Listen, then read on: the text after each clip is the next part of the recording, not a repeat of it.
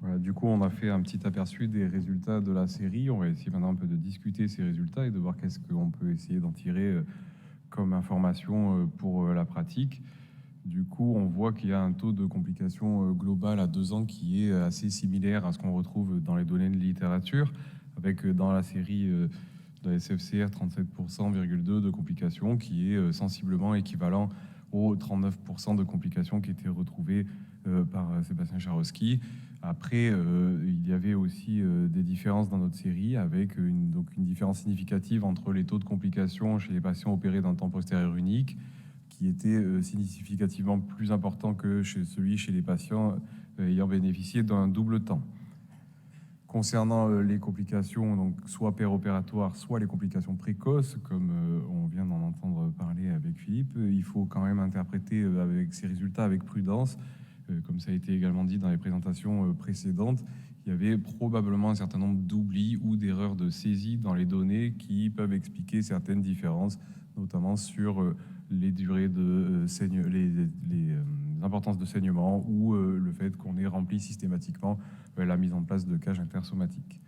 On avait aussi un taux de fixation au bassin annoncé de 63%. Ce chiffre doit être également un peu pondéré. On ne sait pas si c'est exactement le reflet de la réalité. Des fois, la difficulté de l'extraction fait qu'il est difficile d'être certain, comme vous avez pu le voir aussi dans les mesures d'incidence pelvienne.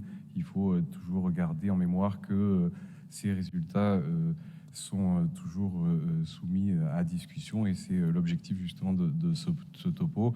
De la même façon, comme on l'a dit, le taux de remplissage des fiches de recueil sur les libérations radiculaires, les cages intersomatiques, les ostéotomies et le type d'ostéotomie ou le nombre de séjours en réanimation est pas systématiquement rempli, et du coup peut entraîner certaines variations. Ce qu'on peut noter quand même dans ces complications, c'est le fait qu'il y avait un certain nombre de faillites mécaniques distales qui sont retrouvées de façon précoce. Il y en avait 4 dans cette série. Et sur ces 4 patients qui ont eu donc un arrachement des vis en distal, il n'y avait pas de prise au bassin, donc une fusion qui s'arrêtait en S1 dans 3 cas sur 4. Le fait que le temps opératoire était retrouvé de manière significativement plus long pour le temps postérieur, il faut quand même se rappeler que on a comparé dans ce cas-là le temps postérieur isolé au temps postérieur secondaire, évidemment. Si on prend le double temps, d'une manière générale, il va être plus long que le temps postérieur isolé, mais on parle juste de temps postérieur versus temps postérieur. Et il est plus long quand on fait un temps postérieur isolé, ce qui semble assez logique, puisqu'on va plus avoir à travailler l'os, on va plus avoir à libérer, on va plus avoir à gérer éventuellement les cages intersomatiques, la réalisation d'ostéotomies qui peuvent expliquer cette différence sur le temps opératoire. Et la difficulté d'analyse des séjours en réanimation pour les temps postérieurs et isolés, c'est vrai que ça correspond à différents paramètres. Ça peut correspondre à des habitudes de service. C'est vrai aussi que quand on fait un geste qui va être plus lourd sur les gestes de résection osseuse, qui va être un peu plus hémorragique, peut-être qu'on a un peu plus de patients qui vont aller en réanimation et qui peuvent potentiellement y rester un peu plus, bien que, comme il était rappelé dans la présentation de Jonathan, le fait de faire des doubles temps, il faut aussi habituer les équipes avec lesquelles on travaille, les équipes anesthésistes et les équipes de réanimation, parce que quand on leur explique qu'on va faire et devant et derrière et que ça va être super, ils ont tendance à être des fois un peu plus inquiets, et du coup aussi à mettre les malades en réanimation de façon un peu plus importante. Alors, du coup, on peut se poser la question de savoir si la prise iliaque, elle est indispensable. Évidemment, on n'aura jamais de réponse très tranchée de ce type-là, mais les résultats peuvent nous orienter avec le fait que la prise iliaque, elle semble être nécessaire. Et si on regarde cette étude de Tsuchiya qui s'intéressait à des patients avec plus de 5 ans de recul, il notait un certain taux de pseudarthrose aux alentours de 7%, et avec des patients qui sont tous fixés en iliaque. Et par contre, le fait de mettre ces vis iliaques, il y avait des complications sur les vis iliaques, puisqu'on retrouve des ostéolyses, on retrouve des ruptures de vis iliaques, mais par contre, ils avaient quand même un effet protecteur sur les vis de S1, puisqu'ils ne retrouvaient pas de complications sur les vis de S1, avec assez peu de reprises. Et ceci fait partie des éléments qui nous font penser que la prise iliaque protège l'ancrage sacré et peut être un élément important dans le maintien de la correction de ces patients. Concernant le taux de reprise, donc le taux de reprise chirurgicale à 2 ans, vous avez vu que sur l'ensemble de la série, on a un taux de reprise qui est de l'ordre de 23%, ce qui n'est pas anecdotique évidemment. Il est plus important dans le groupe des patients ayant été pris en charge sur un temps postérieur unique, puisqu'il est de 35%, ce qui est significativement beaucoup plus important que les 11% des patients chez qui on a réalisé un double temps. Et ce qui fait qu'on a à la fin un tiers des patients qui ont eu un temps postérieur unique qui vont être réopérés dans les 2 ans versus 1 sur 10 dans les doubles temps. Concernant le taux de pseudarthrose à 2 ans, vous voyez qu'il existe des différences entre les groupes. De manière générale, 17% de pseudarthrose et 9% de reprise. Et il est déjà intéressant de voir qu'il existe un certain nombre de taux de pseudarthrose qui ne sont pas reprises, puisque on retrouve moins de reprises que ce qu'on détecte de pseudarthrose, avec des différences significatives entre les deux groupes, 16% pour le temps postérieur unique, significativement supérieur au taux de pseudarthrose qu'on retrouve dans les doubles temps, qui lui est un petit peu inférieur à 2%, et on peut donc penser que le double abord a un effet protecteur sur le taux de pseudarthrose dans les 2 premières années post-opératoires. Les 2 années post-opératoires amènent ensuite à une autre question. Est-ce que c'est bien? Est-ce que c'est suffisant? On a maintenant, dans un certain nombre de revues, on nous demande au minimum 2 ans post-opératoires. Alors c'est toujours bien puisqu'on on passe de je montre mes radios post-op immédiates à je suis mon malade pendant 2 ans. Mais en fait, finalement, il est possible que ce 2 ans ne soit pas suffisant d'une manière générale. Et vous avez ici une publication qui rapporte donc des patients avec au moins 5 ans de recul, avec un suivi moyen de presque 10 ans. Et il rapporte dans cette étude 25% à peu près de pseudarthrose sur la durée de suivi, mais seul dans ces 25%, il n'y en a qu'un quart de ces pseudarthroses qui vont être détectées dans les 2 premières années. Ce qui veut dire que 3/4 des pseudarthroses vont survenir après 2 ans post-opératoires, ce qui est aussi un élément qu'on va pouvoir réfléchir dans notre série, puisque suivre les patients jusqu'à 2 ans, c'est une très bonne chose, mais ça ne met pas à l'abri des complications ultérieures, et peut-être que même sur les pseudarthroses, l'essentiel des complications ultérieures vont survenir après ces 2 ans, puisqu'on retrouvait, nous, dans les données qu'on avait, des pseudarthroses qui surviennent dans la 3e année post-opératoire, et donc très probablement, on a une tendance à sous-évaluer un taux de complications mécaniques qui va survenir progressivement avec le temps. Concernant le nombre d'interventions au total, alors il existe une différence significative entre les groupes. En moyenne, il y avait quasiment deux interventions par patient. Évidemment, la comparaison entre temps postérieur unique et double temps, elle est un peu plus difficile parce que par définition, le double temps, il commence à 2 et le temps postérieur unique, il commence à 1. Mais ça fait représenter finalement en moyenne un petit peu plus de reprises chirurgicales, de nombre d'interventions sur les doubles temps, mais moins de reprises sur les temps postérieurs uniques, avec du coup 1,65 nombre d'interventions pour les temps théoriquement uniques et 2,23 pour les doubles temps.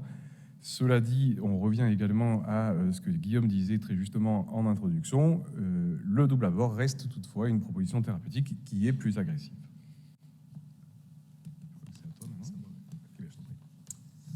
Donc Benjamin vous a présenté les résultats du critère principal et on aurait aimé pouvoir étudier les facteurs de risque de survenue donc de ces complications mécaniques, notamment la pseudarthrodèse, et également quels étaient les potentiels facteurs de prévention de ce type de complications mécaniques dans les 2 premières années. Malheureusement, on n'a pas pu le faire parce qu'on aurait pu comparer par exemple les temps postérieurs où il y avait une des TELIF de posée versus des temps postérieurs sans TELIF. On aurait pu comparer aussi le type d'arthrodèse fait par voie antérieure. Est-ce que c'est des ALIF? Est-ce que c'est des LLIF, des XLIF? Combien d'étages? Est-ce qu'il y a une ouverture ou pas du ligament commun vertébral antérieur? Quelle est la stratégie en fait chirurgicale? Mais on avait des groupes trop petits si on commençait à s'intéresser à ces détails chirurgicaux, et donc on n'aurait pas eu la puissance pour avoir des résultats intéressants à vous proposer aujourd'hui. Donc on est un petit peu déçus, mais il faut quand même constater que donc on n'a pas mis en évidence de facteurs de risque clairement établis, ni de techniques qui semblent montrer sa supériorité dans la série, hormis le fait que la chirurgie par double abord semble permettre un taux de reprise chirurgicale dans les 2 ans nettement inférieur au temps postérieur unique. Donc pour discuter ce résultat, enfin cette absence de résultat en l'occurrence, on va devoir se contenter d'une analyse de la littérature. Et je vais me concentrer surtout sur le disque L5S1, puisque ça, c'est des choses qui sont très très bien étudiées et pour lesquelles on peut avoir un discours assez clair. Donc l'article dont vous avez déjà parlé, Guillaume, en introduction, qui est intéressant, publié en 2021, donc une revue systématique de la littérature, et qui s'intéressait à l'utilisation de la greffe intersomatique L5S1, que ce soit par voie antérieure ou postérieure, indifféremment, c'était greffe intersomatique. 12 articles rétrospectifs, 1216 patients, et le seul effet protecteur qu'ils ont mis en évidence pour prévenir la pseudarthrose L5S1, c'est la fixation iliaque, la prise au bassin. Lorsque vous faites dans ce papier, ils ont observé que lorsqu'on faisait une fixation pelvienne et qu'on y associait une greffe intersomatique L5S1, eh bien l'association de la greffe intersomatique à la fixation pelvienne ne devient plus un facteur protecteur. Donc on peut se poser la question, pourquoi greffer le disque L5S1 dans ce cas-là pour des raisons mécaniques? On peut se poser la question de faire un ALIF L5S1 pour des raisons de correction peut-être sagittale sur un temps antérieur premier, mais le dogme qu'on peut souvent avoir de dire je fais une greffe L5S1 par voie antérieure ou une TELIF pour rigidifier mon montage associé à une prise iliaque, eh bien aujourd'hui, ce dogme peut être rediscuté, notamment via cet article. Ensuite, si malgré ce qu'on vient de voir, vous souhaitez tout de même faire une greffe intersomatique en L5S1 associée à votre prise pelvienne, eh bien, on peut s'intéresser à savoir est-ce qu'il faut plutôt faire un ALIF ou plutôt faire une TELIF. Donc 100 patients, 49 TELIF, 51 ALIF à 2 ans de suivi, 13% de reprise pour pseudarthrodèse, donc c'est à peu près le taux qu'on avait retrouvé, 12 dans le groupe TELIF versus une seule dans le groupe ALIF. Donc ça peut paraître nettement en faveur du groupe ALIF, mais cependant en analyse multivariée, une fois qu'on élimine beaucoup de biais, eh bien, on ne retrouve pas de différence significative entre les deux groupes. Mais quand même, on retiendra que si on fait une TELIF en L5S1, pour les montages longs toujours, on s'expose à 4,86 fois plus de risque de pseudarthrodèse que si on fait un ALIF L5S1. L'évolution des scores cliniques, finalement, sur ces paramètres-là, on va être plutôt critique envers nous-mêmes que vous présentez de réels résultats. Donc on vous l'a dit, tous les scores sont significativement améliorés à 2 ans dans la série globale. Aucune différence entre les groupes, les grands groupes, donc encore moins en sous-groupes qu'on n'a pas analysé. Ce qui est important, ce que M. Lueck a précisé, c'est que le résultat, il est nettement amélioré à 1 an, mais les patients continuent à s'améliorer entre 1 et 2 ans.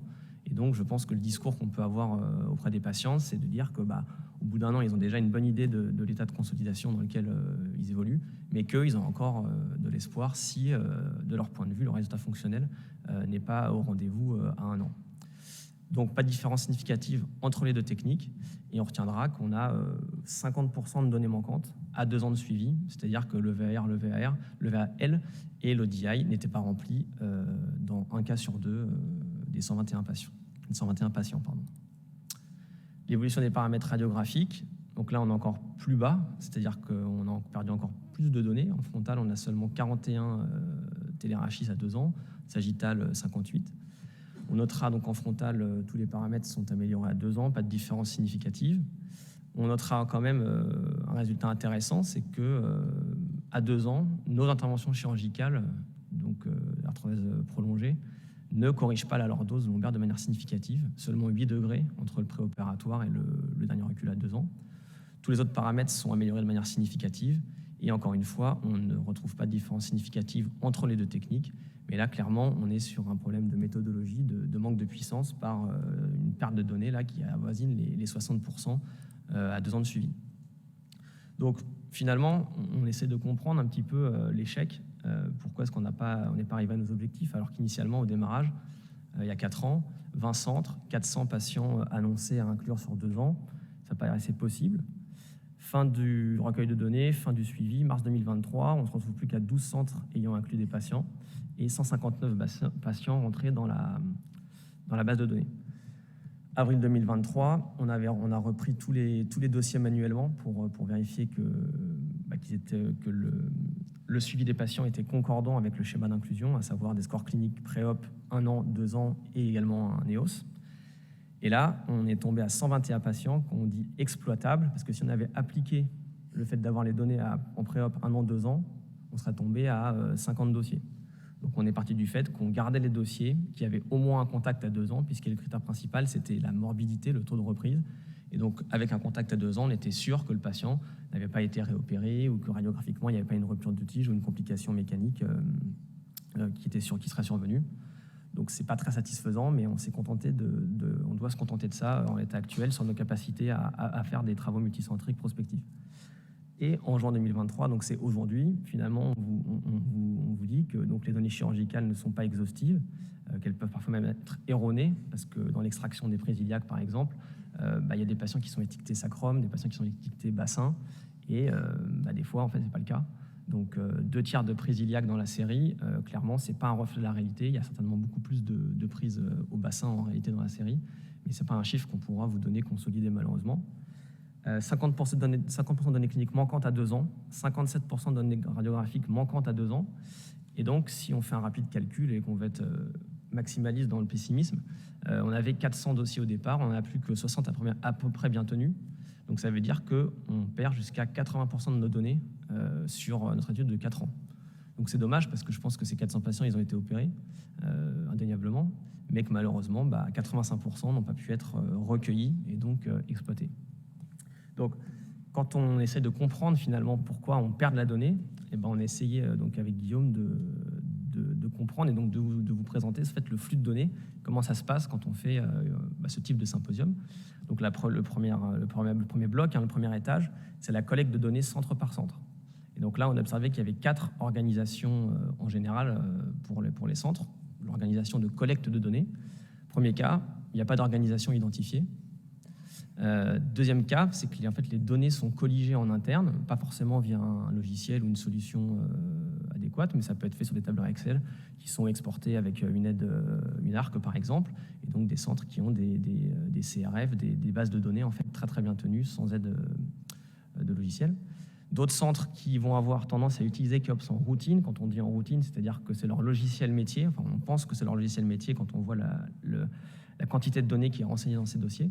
Et donc, c'est vrai que d'utiliser un logiciel de suivi de patients associé à un logiciel médical, on pense que c'est vraiment une plus-value. Et donc, Keops propose ça et il faut en tenir compte.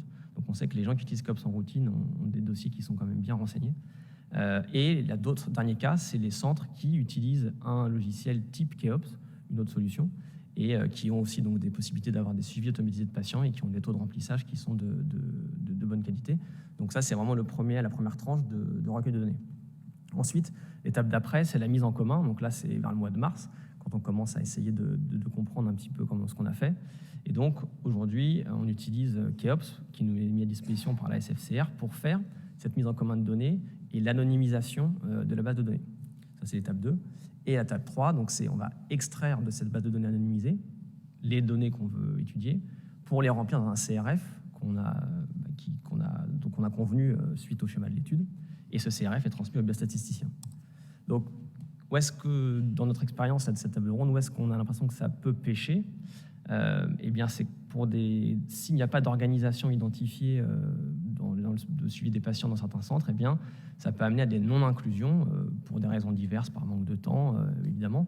Et donc, finalement, déjà, on perd des patients tout bonnement. C'est que des patients, ils auraient pu être inclus, mais ils ne le sont pas pour des raisons matérielles. Et si toutefois ces centres incluent des patients, eh bien, il y a quand même une perte de données non négligeable. Et la solution qui est actuellement proposée pour ces centres, c'est qu'on mette à disposition l'utilisation de Keops. Et on observe que c'est un logiciel qui est excellent, c'est un très bon logiciel, mais qui n'est pas forcément très intuitif. Et que si on n'a pas eu de formation, eh bien, ce n'est pas forcément une aide au quotidien pour avoir une exhaustivité des données pour des centres qui n'ont pas l'habitude d'utiliser ce type de logiciel.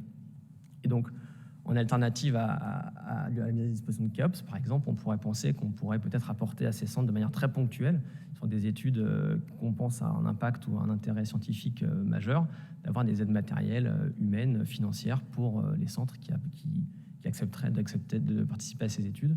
Ça permettrait certainement d'augmenter le taux d'inclusion et l'exhaustivité du remplissage. Concernant la mise en commun des données et l'extraction, la mise en commun, c'est très compliqué. Et le premier point, c'est que c'est dommageable pour les centres organisés qui n'utilisent pas Keops. Pourquoi ? Parce que ces centres ont déjà un CRF, une base de données dans leur centre. Et donc, il va devoir faire une double saisie, c'est-à-dire qu'ils vont devoir remettre leurs données qui étaient initialement bien classées, bien triées dans le logiciel. Donc déjà, c'est chronophage. Et surtout, c'est une première source d'erreur, parce que quand on fait du copier-coller, on sait, on peut faire des erreurs de colonnes, tout simplement. Et le deuxième point qu'on a compris et que Philippe Rousseau nous a bien expliqué aussi, c'est que même pour les centres qui utilisent Keops en routine, eh bien, il peut y avoir des erreurs dans les extractions. Pourquoi ? Parce que vous allez donc suivre un patient pour une opération A, peu importe. Initialement, votre centre d'intérêt, c'est de répondre à une question. Donc, vous mettez votre patient dans cette étude. Et puis finalement, on vous sollicite pour un autre travail scientifique et on vous dit, est-ce que vous avez des patients ? Oui. Donc ce patient, vous allez le taguer dans la nouvelle étude qu'on vous propose de faire. Et malheureusement, vous avez ce qu'on appelle des erreurs de timeline, c'est-à-dire que la frise chronologique du déroulement des événements du dossier médical du patient n'est pas adaptée à l'étude à laquelle vous participez. Et donc, par exemple, un ODI que vous considérez être rempli à 1 an, en fait, il sort dans l'étude que vous voulez analyser à 3 ans, ou etc., ou inversement. Et donc ça, c'est également un biais dans l'extraction des données qu'on a pu identifier et qui peuvent rendre la tâche difficile. Et donc, les solutions, on y arrive. Aujourd'hui, on n'en a pas. Donc, on est là pour surtout nous présenter nos difficultés et du coup, ouvrir la discussion pour savoir comment progresser pour nos travaux futurs. Et donc, l'objectif, c'était de se critiquer nous-mêmes pour pouvoir un petit peu ouvrir le débat sur d'autres solutions.